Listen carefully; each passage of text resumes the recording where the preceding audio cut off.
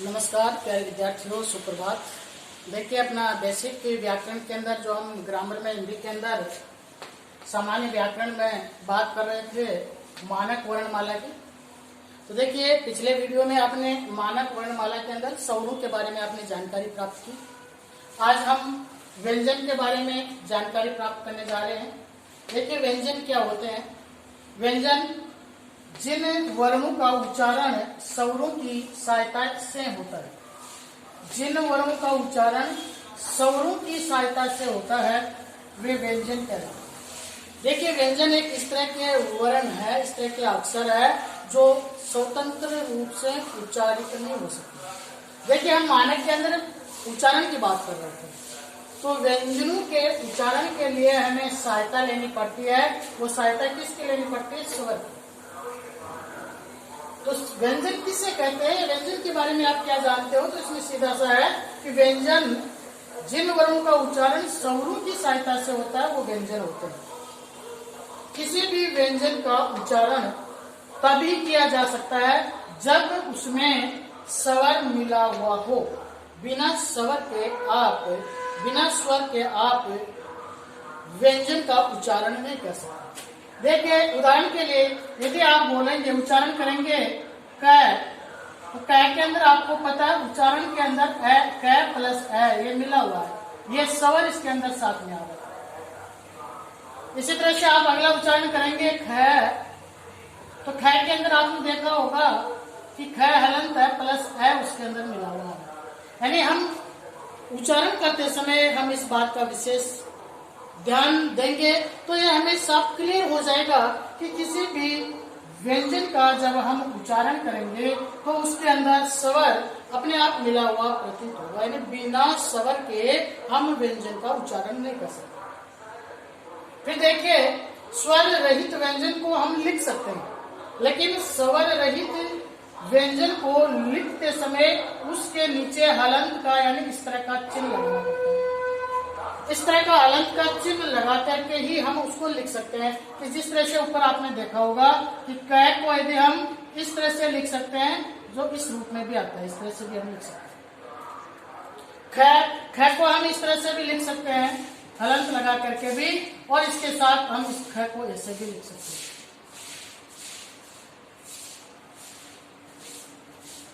तो ये जब स्वर रहित होंगे तब इस तरह का ये रूप हम लिख सकते हैं। कई बार आपने देखा होगा ग इस तरह से आधा, ये सब कब आता है? जब हम इसके अंदर ये हलंत लगा देते हैं तो इसका रूप बदल जाता है। तो लिखते समय हम व्यंजनों को लिख सकते हैं, बिना स्वर के उनका लिखने में प्रयोग कर सकते हैं, लेकिन बोलने के लिए हमें स्वरों की सहायता लेनी पड़ती है। फिर देखिए, हम बात करते हैं आगे व्यंजनों के भेद। व्यंजनों के भेद के अंदर आज देखिए हम बात करते हैं, इनको हमने अलग अलग रूपों में, यानी हिंदी व्याकरण में आचार्यों ने व्यंजनों के अलग अलग भाग किए। आप पिछली कक्षाओं में बहुत अच्छी तरीके से आप पढ़ कर के आए हैं कि व्यंजन, स्वर, जितने भी अक्षर है इनका उच्चारण यहाँ से लेकर यहाँ तक अलग अलग जगहों से ये उच्चारित होते हैं। उच्चारित किस रूप में होते हैं ये भी आपको पता होना चाहिए कि इन सब व्यंजनों को यदि हम बात करें, वर्णों के उच्चारण के लिए किसकी जरूरत पड़ती है? वायु की। और वो वायु कहां से आते हैं? हमारे फेफड़ों से।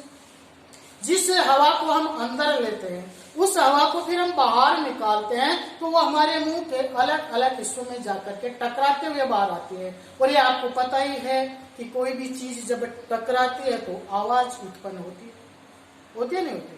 जैसे एक कोई चीज गिरेगी या किसी से टकराएगी तो आवाज होगी। तो ये हवा भी जब हमारे मुंह के अलग अलग भागों में टकराएगी और उसको हम अलग अलग रूपों में उसका प्रयोग करेंगे टकराने के, तो अलग अलग ध्वनियां उत्पन्न होगी।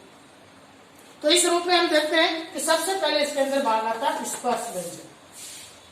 हवा कहाँ स्पर्श होती, कहाँ स्पर्श होते निकलते हैं। इस आधार पर हमने इसके व्यंजनों को 5 भागों में बांटा।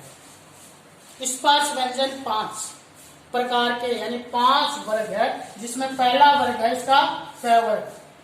क, ख, ग, घ, र। ये वर्ग कहां से होता है? कंठ से। दूसरा वर्ग है च वर्ग। च, छ, ज, झ, य। च, छ, ज, झ, य। तीसरा वर्ग है ट वर्ग। ट वर्ग में देखिए ट, ठ, ड, ढ, ण। अब देखिए इसमें और इसमें बहुत बड़ा अंतर है, ये र है और ये ड है। ये यदि आप इसका प्रयोग यहाँ करते हैं तो घड़ी घड़ी हो जाएगा, घड़ी घड़ी की जगह घड़ी हो जाएगा। और यदि इस ड़ का आप यहाँ प्रयोग करते हैं तो डलिया की जगह हड़लिया हो जाएगा, हड़लिया। इस तरह यानी उच्चारण में। फिर देखिए तवर्ग। तवर्ग में क्या है, त, ठ, द, ध, न। त, ठ, द, ध, न। पांचवा वर्ग में हम लेते हैं प। प वर्ग के अंदर ये सभी होठों से उच्चारित होने वाले हैं। उच्चारण स्थल पर हम इनकी बात करेंगे, प, फ, ब, भ, म। तो ये पांचों के पांचों यानी 1, 2, 3, 4 और 5, ये पांचों के पांचों है। ये पांचों का पूरा जो वर्ग है, ये पूरा वर्ग क्या कहलाता है, ये कहलाता है स्पर्श व्यंजन। ये कहलाता है स्पर्श व्यंजन।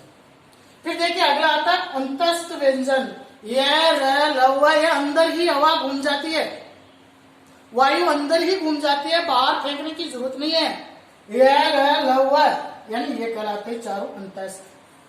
फिर देखिए उष्मीय, जो गर्म उष्मा के साथ अंदर से बाहर की ओर आ रहे, एक एक वर्ण स है, ये कहलाते हैं उष्मीय, ये है अंतस्थ और ये है स्पर्श। फिर देखिए कुछ ऐसे अयोग वह है जिनको योग हम देखते हैं व्यंजनों में संख्या में नहीं आते हैं, लेकिन उनका योग बहुत जरूरी है। जिस तरह से सबसे पहला आता है अनुस्वार। हम देखते हैं बहुत सारे ऐसे शब्द होते हैं जिन पर यदि हम अनुस्वार का प्रयोग नहीं करेंगे तो वह शब्द अपना वास्तविक अर्थ नहीं दे पाएगा। इसलिए अनुस्वार का प्रयोग करना है। अनुस्वार को हम इस रूप में लेते हैं। दूसरा इसके अंदर देखिए अनुनासिक। अनुनासिक का भी उतना ही महत्व है जितना अनुस्वार का। यदि किसी शब्द की शुद्धता के लिए अनुनासिक का आना बहुत जरूरी है। देखिए अनुनासिक में सबसे बड़े यदि हम बात करते हैं तो यहाँ अनुनासिक में हम देखते हैं कि हम लिखते हैं चिड़िया। ये अब इस अनुनासिक से ही यही चिड़िया बहुवचन बन जाती है, चिड़िया। देखिए अनुनासिक का ही इतना महत्व है। चिड़िया अनुनासिक का प्रयोग करते ही एक वचन बहुवचन में बदल गया। और आखिर में है विसर्ग। विसर्ग का प्रयोग हम संस्कृत शब्दों के साथ करते हैं। और ऐसे बहुत सारे शब्द जिनको हम वैसे का वैसा लाते हैं, जैसे प्रातः है, अंतस्थ, फलतः है, इन सबों दुख, ऐसे शब्दों में हम विसर्ग का प्रयोग भी लाते हैं। इसके साथ साथ देखिए अगला है संयुक्त व्यंजन। ये 3 और चौथा इस तरह का है संयुक्त व्यंजन। संयुक्त व्यंजन के अंदर देखिए 4 व्यंजनों का हम प्रयोग करते हैं। उनमें है क्ष, त्र, ग और स्र। क्ष में के अंदर देखिए क और ये स, क्ष, इन तीनों का रूप है। फिर त्र में त, र और अ, त्र का रूप है। ज्ञा के अंदर देखिए ग, य और गे। कई बार लोग देखिए इसके अंदर यहाँ पर तीसरा व्यंजन दूसरे वर्ण का ज भी ले लेते हैं, लेकिन हम हिंदी में यदि आप हिंदी से इंग्लिश वर्ण वाला में जाओगे तो JYA नहीं करोगे। ज्ञानी के लिए क्या लिखोगे, GYA, ज्ञानी, NI, ज्ञानी। इसी तरह से आप देखिए वर्णों के संयुक्त के अंदर स्र है, इसके अंदर स प्लस र प्लस अ। तो इस तरह से हम देखते हैं कि जो व्यंजन है उनके अनेक रूप है, अनेक वेद है। वेदों में सबसे पहले स्पर्श व्यंजन आते हैं जिनके 5 वर्ग हैं। दूसरा अंतस्थ व्यंजन है जिनकी संख्या 4 है। और तीसरा है उसमें व्यंजन, इनकी संख्या भी 4 है। फिर देखिए अयोगवाह व्यंजन जिसमें अनुस्वार, अनुनासिक और विसर्ग आते हैं। फिर देखिए संयुक्त व्यंजन है, इनकी संख्या भी 4 है, क्ष, त्र, ग और स्र। अगले वीडियो में हम बात करेंगे वर्णों के उच्चारण स्थल के बारे में कि ये सब वर्णों का उच्चारण स्थल कहाँ कहाँ है, यानी शुद्धता के लिए हमें किस वर्ण का उच्चारण मुंह के अंदर या इस अपने जो स्वर तंत्र के कौन से भाग में कौन से वर्ण का उच्चारण कहां से होने पर वो शुद्ध होता है। तो आज के वीडियो में इतना ही। अगले वीडियो में हम फिर बात करेंगे। आज के लिए आपका होमवर्क है कि आप ये पूरी की पूरी सारणी इस बार ऐसा कैसा अपनी कॉपी के अंदर लिखेंगे।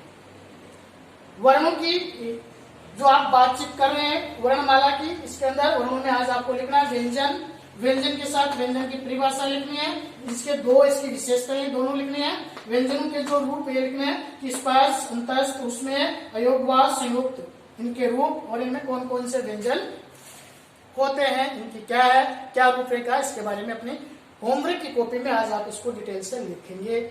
और किसी तरह का आपको कोई डाउट या कोई किसी तरह की आपको शंका हो तो समाधान के लिए कॉल कर सकते हैं। नमस्कार, अगले वीडियो में हम फिर मिलेंगे वर्णों के उच्चारण स्थल को लेकर। तब तक के लिए नमस्कार।